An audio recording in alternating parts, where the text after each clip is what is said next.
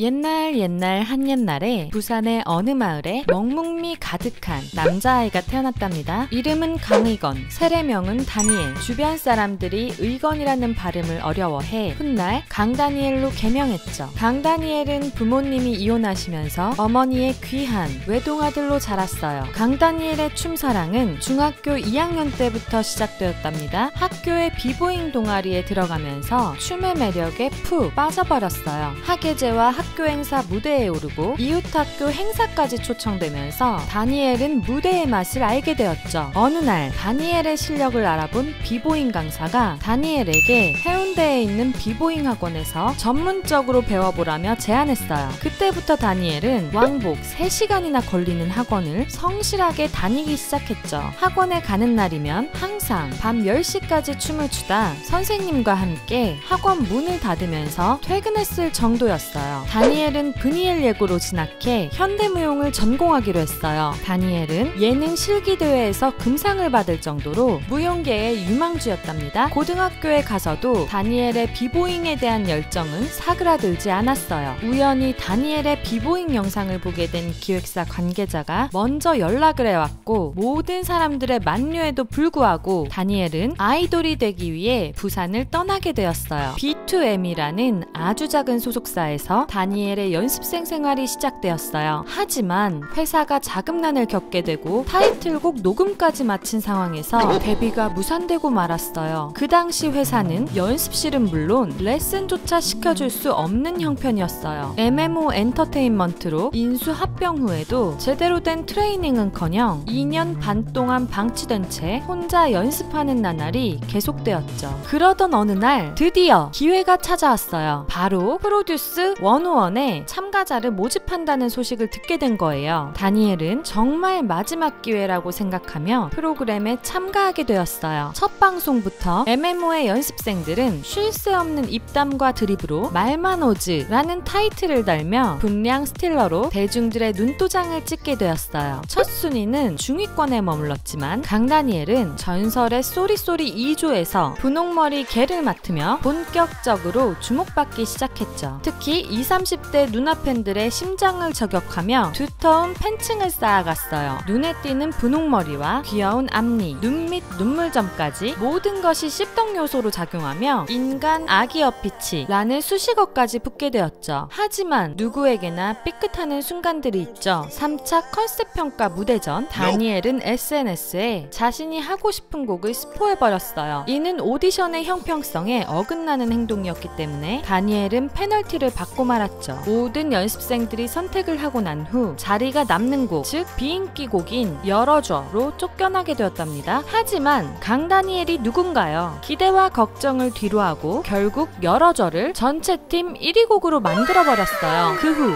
3차 순위 발표식부터 1위를 독식하더니 최종 순위까지 가뿐하게 1위 자리를 따내며 101 센터로 당당하게 데뷔하게 되었어요. 101으로 2년이란 시간 동안 각종 차트, 시상식, 광고, 방송을 휩쓴 강다니엘은 무사히 프로젝트 기간을 마치고 솔로로서의 첫 발을 내딛기 시작했어요. 강다니엘은 이미 대한민국을 뒤흔든 아이콘이었기에 솔로 활동의 성공 또한 당연한 이야기였죠. 그러나 이 시기 소속사와의 분쟁이 생기기 시작했어요. 소속사가 강다니엘의 동의도 없이 강다니엘에 대한 각종 권리를 3자에게 양도하는 계약을 체결했던 것이었어요. 계약서를 수정해달라고 요구했지만 받아들여지지 않았고 결국 법적 싸움으로까지 번지게 되었어요. 재판부는 강다니엘과 LM 엔터테인먼트 간의 전속 계약 효력을 정지하는 판결을 내렸어요. 강다니엘은 소속사를 떠나 독자적인 활동을 할 수 있게 되었답니다. 하지만 이때부터 강다니엘을 향한 끝없는 루머와 악플은 계속되었고 악플러들은 음악방송 1위를 한 것도 조작이라며 여론몰이를 이어갔어요. 결국 강다니엘은 솔로 컴백 9일 만에 팬카페에 자필 편지를 올리며 활동 중단을 선언하고 말았어요. 소속사와의 분쟁이 시작될 때부터 앓던 우울증과 공황장애가 악화된 것이었어요. 그렇게 2달 후 1월 29일 강다니엘은 공식 팬클럽에 다시 한번 편지를 올리며 활동 재개를 알렸어요. 마침내 3월 24일 첫 번째 미니 앨범으로 컴백하며 제대로 된 솔로 활동의 첫 페이지를 펼쳤답니다. 그리고 오는 8월 3일 두 번째 미니 앨범 마젠타로 돌아오게 되었어요. 앞으로 솔로로서 독보적인 커리어를 쌓아나갈 강다니엘은 오래오래 행복하게 살고 있답니다. 오늘 이야기는 여기까지입니다. 강다니엘 전에 나오지 않은 이어가고 싶은 강다니엘의 일화나 끝나지 않은 강다니엘의 이야기가 있다면 댓글로 이어서 써주세요. 궁금한 아이돌의 5분 동화가 있다면 댓글로 남겨주시고 좋아요와 구독 잊지 마세요. 다음 편에서 만나요. 안녕.